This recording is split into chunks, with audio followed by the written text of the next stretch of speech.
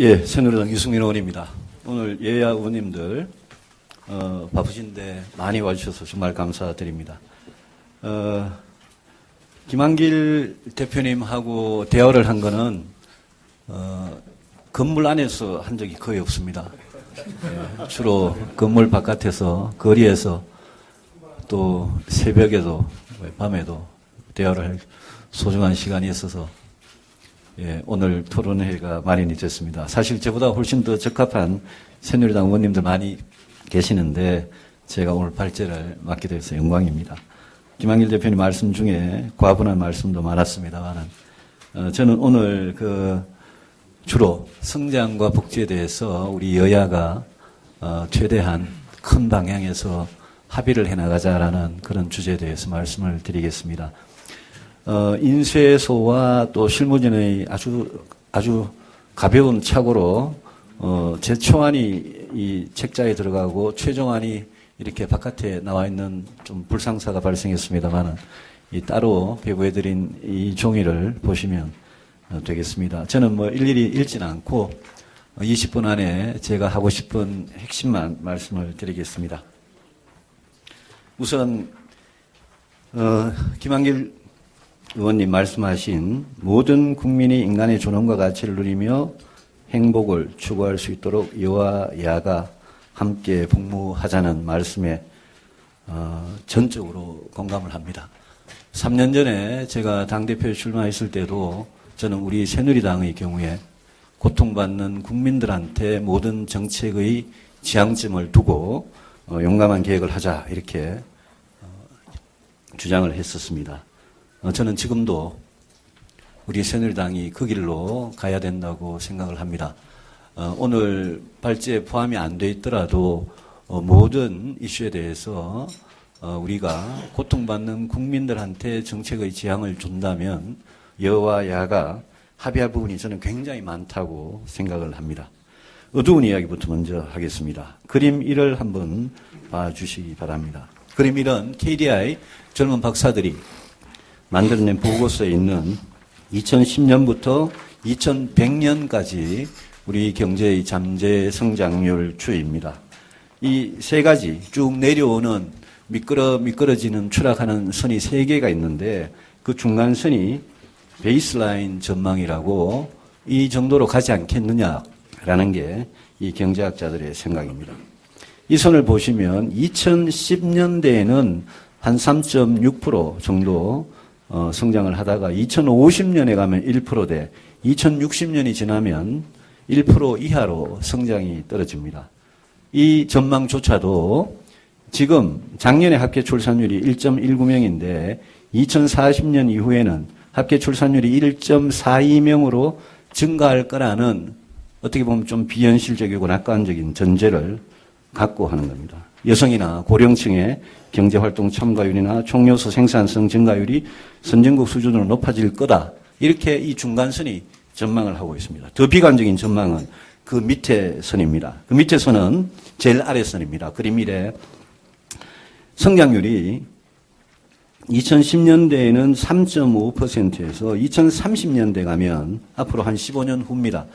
그러면 1.6% 정도로 급락하고 2040년부터는 1.0% 이하로 가고 2060년 이후부터는 우리 경제가 마이너스 성장을 한다는 이런 비관적인 시나리오입니다. 이 비관적인 시나리오는 합계 출산율이 2020년부터 60년 사이에 1.01명에 머물지만 여전히 여성이나 고령층의 경제활동 참가율이나 총요소 생산성 증가율은 선진국 수준으로 높아질 거라고 전제하면서도 이렇게 비관적으로 전망을 합니다. 이 비관적인 전망과 베이스라인 전망, 중간선과 아래선 사이 어디쯤 현실이 있을 걸로 생각이 됩니다만은 이런 전망이 그대로 현실로 나타나면 그거는 한마디로 국가적 재앙이라고 생각을 합니다.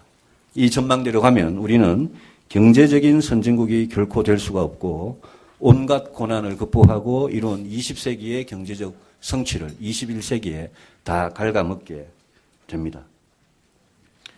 분배 차원에서도 좋을 게 하나도 없습니다.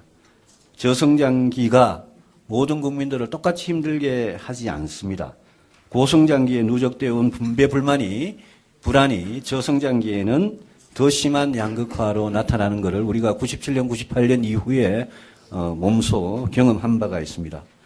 나라마다 공동체가 감내할 수 없는 수준의 불평등은 다를 수가 있겠습니다만 양극화가 심해지면 모든 나라, 모든 공동체가 심각한 위기에 처한다는 것은 보편적인 진실입니다. IMF 위기 이후에 17년이 지났습니다만 송파, 세모녀, 비극 등 고통 속에서 살아가는 국민들의 삶과 죽음에서 보듯이 우리 사회, 경제 사회 양극화는 공동체의 붕괴를 걱정해야 할 심각한 수준으로 치닫고 있다고 많은 국민들께서 그렇게 체감하고 계십니다. 공동체 붕괴를 걱정하는 정부라면 복지와 분배를 외면할 수 없습니다. 과거 우리가 여와 야가 성장이냐 분배냐, 성장이냐 복지냐를 두고 해묵은 논쟁을 많이 했습니다만은 지금부터 앞으로의 비관적인 상황은 그런 논쟁을 계속할 한가한 상황이 아니라고 생각을 합니다. 우리 미래를 걱정한다면 지금부터 성장과 분배 둘 다 잘할 수밖에 없습니다. 오늘은 통일에 대해서 이야기하는 자리가 아닙니다만은 통일은 완전히 새로운 변수입니다. 통일이 되면 그게 우리의 성장과 복지에 어떤 영향을 줄지는 예측하기 힘듭니다만은 장기적으로는 대박일 수 있지만 단기적으로 중기적으로는 독일 경험에서도 보듯이 통일은 통일된 나라, 통일된 공동체의 성장과 복지에 엄청나게 큰 부담으로 작용할 가능성이 큽니다. 남한과 북한의 양극화를 해소하는 비용이 통일 비용이고 이 통일 비용은 결국 남한이 그 대부분을 부담해야 하는데 앞에서 말씀드린 그런 성장, 복지의 부담을 지고 어디서 그 돈을 마련할 거냐 심각한 문제가 아닐 수 없습니다. 제대로 된 정부, 제대로 된 국가라면 앞에 비관적 전망보다 훨씬 더 나은 미래가 도래할 수 있도록 또 양극화가 우리 공동체의 붕괴를 초래하지 않도록 또 통일된 조국의 성장과 복지에 주는 부담을 최소화하도록 장기적 시야에서 미리 대비해야 할 것입니다. 이 일을 해낸 나라는 선진국이 됐고 못 해낸 나라는 실패했습니다. 성장, 복지, 통일 이 3대 난제 내지는 국가적인 아젠다에 대한 해법이 저는 국가 전략이라고 생각합니다. 우리가 이런 국가 전략을 갖고 있느냐? 없다고 생각을 합니다. 이 국가 전략은 우리 사회의 모든 지성을 총동원해서 만드는 겁니다만은 저는 그 시작은 정치권이 아니면 할 수가 없다고 생각합니다. 우리 사회에 많은 주체들이 있지만 우리 정치권이 이런 국가적으로 중요한 전략을 짜고 이런 중요한 일을 해내지 않으면 다른 데는 그런 힘이 없다고 생각을 합니다. 우리의 경우 대통령과 국회가 정치의 핵이고 이 나라의 모든 중요한 결정은 여기에서 이루어지는 것이 엄연한 현실입니다. 대통령과 국회가 내가 최종 책임을 진다 이런 말의 의미를 새겨야 한다고 생각합니다. 정치가 아닌 그 어떤 주체도 이 국가 전략을 만들어낼 힘이 없습니다. 국가 전략을 수립하는데 우리 정치의 역할은 구체적인 내용을 만드는 게 아니라고 생각을 합니다. 우리가 구체적인 내용을 만들기 시작하면 그거는 득표용이라는 그런 한계 때문에 정치의 생리적 한계를 벗어날 수가 없습니다. 우리의 역할은 그런 전략의 수립의 시작부터 그 끝까지 그 과정을 책임지는 것입니다. 여와 야 그리고 대통령이 비록 자신들의 임기는 4년 아니면 5년 이렇게 짧지만 먼 장래를 보고 꼭 필요한 일을 하기 위해서 수렴하고 합의를 도출해야 된다고 생각을 합니다. 특히 우리 국회가 수렴과 합의의 역할을 해야 된다고 생각합니다. 복지에 대해서 말씀을 드리겠습니다. 현재는 저부담 저복지인데 고부담 고복지는 실현 가능하지가 않고 우리가 앞으로 그렇게 할 재정이 없습니다. 고부담 고복지로 선진국이 된 나라도 있지만 실패한 나라도 있습니다. 우리가 지향해야 될 목표는 중부담 중복지라고 저는 생각을 합니다. 물론 이 점에 대해서도 합의가 필요합니다. 중부담 중복지를 목표로 삼아서 지금부터 단계적으로 높여가려면 세금에 대한 합의가 필요합니다. 정세 없는 복지는 허구라는 것은 이미 잘 알고 있는 사실입니다. 무슨 세금을 얼마나 더 거둘지 진지하게 고민을 해야 합니다. 가진 자가 더 많은 세금을 낸다는 원칙 위에 세금을 어떤 세금을 얼마나 더 거둘지 단계적인 정세 방안을 고민하고 합의를 해야 합니다. 사회보험이나 공공부조, 사회복지서비스사의 재정을 어떻게 배분하느냐, 4대 연금을 어떻게 개혁하느냐, 또 급식, 보육, 의료, 공공주택 같은 문제들도 전체 틀 안에서 재정의 제약을 생각하면서 단계적으로 해결할 문제라고 생각을 합니다. 중부담 중복지 모델 안에서는 사회가 필요로 하는 복지 수요를 국가 재정이 모두 감당할 수가 없습니다. 그래서 제3의 대안이 필요합니다. 기업의 사회적 책임, 종교단체의 복지 기능, 시민들의 자발적인 자선과 기부 등이 여기에 해당합니다. 최근 활발하게 나타나고 있는 협동조합, 사회적 기업, 자활기업 등 사회적 경제도 훌륭한 대안이 될 수 있습니다. 우리 공동체 안에 존재하는 사람들의 선한 의지와 정신을 결합해서 국가가 전적으로 감당할 수 없는 복지의 빈자리를 채우는 그런 시스템을 만들어가는 일, 이것도 우리 정치가 해야 할 일입니다. 성장에 대해서 말씀을 드리겠습니다.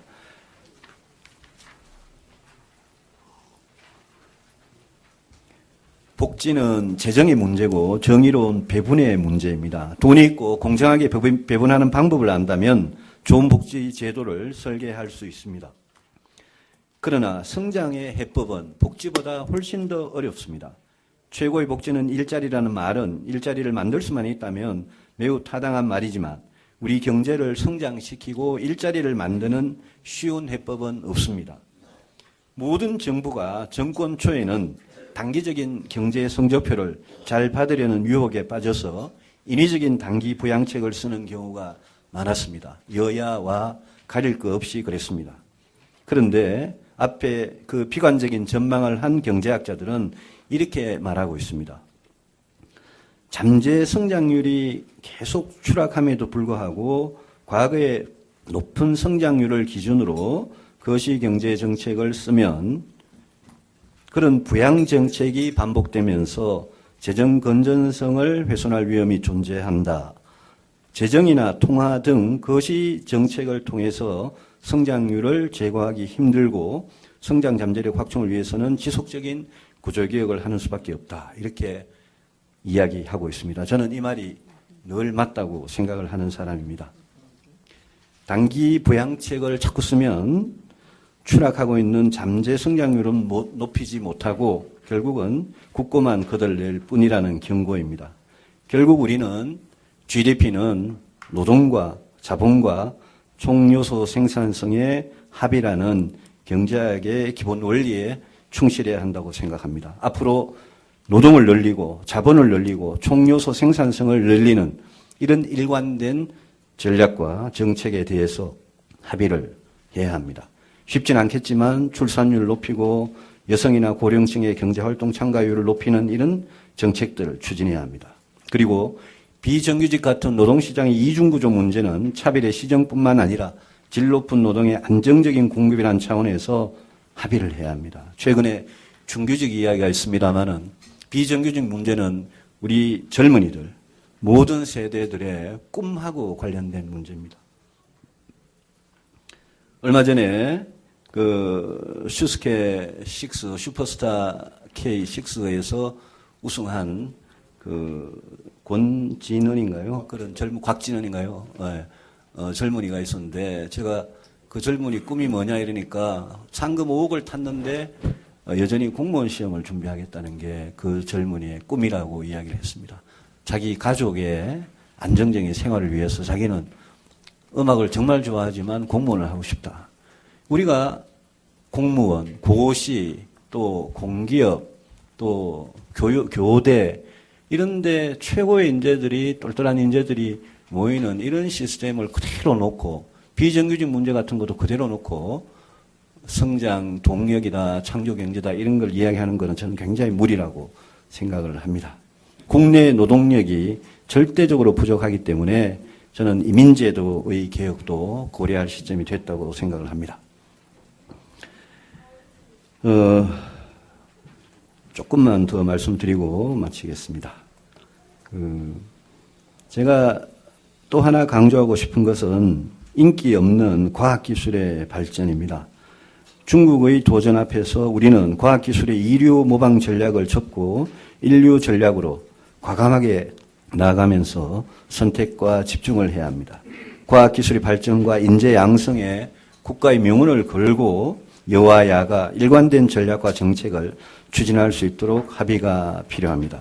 물론 아까 말씀드린 대로 공무원 시험이나 교대 인재가 몰리는 이 현실을 그대로 두고 과학기술을 발전시킬 수는 없습니다. 민간이 감당할 수 없는 신기술 R&D 투자는 국가가 주도하되 그 전제로 현재 국가 R&D 시스템은 일대 수술이 불가피하다고 생각을 합니다. 인재 양성은 김한길 대표님께서 말씀하신 교육계의 균등과 또 이공계 우대를 지향한 교육제도 개혁에서 시작해야 합니다. 정부와 공공부문의 혁신, 방대한 조직에 엄청난 돈을 쓰면서 이 돈이 성장과 복지에 어떤 도움을 주는지도 의문시되는 정부와 공공부문의 혁신도 같이 해야 하면 좋겠습니다. 이제 마치겠습니다. 우리 여와 야가 고통받는 국민에게 두 당 모두 노선과 정책의 지향을 두고 미래에 닥칠 재앙을 막기 위한 국가 전략의 수립을 위해서 함께 노력하면 제가 말한 합의 수렴은 부분적이나마 시작할 수 있다고 생각합니다. 보수는 복지를, 진보는 성장을 새로운 눈으로 보고 고민하면 좋겠습니다. 그래서 보수와 진보 모두 성장과 복지를 동시에 추구하면 좋겠습니다. 이렇게만 되어도 우리 정치의 큰 진전이라고 생각을 합니다. 오늘 발제에는 포함을 시키지 않았지만 우리 생존을 좌우하게 될 통일 외교 안보 분야도 수렴과 합의가 필요하다고 생각합니다. 그동안 통일 외교 안보에서 초당적이지 못했던 이유가 주로 북한 문제 때문이었고 최근에는 미국, 중국, 일본 사이에서 어떻게 생존해 나갈 것이냐를 둘러싸고 갈등이 있습니다. 통일 외교 안보 분야에서도 우리 정치가 어떤 국가 전략을 지향하면서 수렴과 합의를 해나갈지 진지한 대화를 했으면 좋겠습니다. 우리가 그동안 좀 진영의 논리에 빠져서 오만한 편견을 진리인 양 착각하지 않았나 반성을 합니다. 새롭고 올바른 국가 전략을 세우려면 정치적인 힘이 필요합니다. 이 나라에 닥칠 재앙을 막아내는데 정치가 제 역할을 하려면 정치의 아젠다를 바꿔야 한다고 생각합니다. 양극단의 정치, 진영의 포로가 된 정치에서 벗어나서 새로운 아젠다를 놓고 치열하게 경쟁하는 정치가 우리 정치의 본류가 되기를 희망하면서 발제를 마치겠습니다. 감사합니다. 네, 유승민 의원님 수고하셨습니다.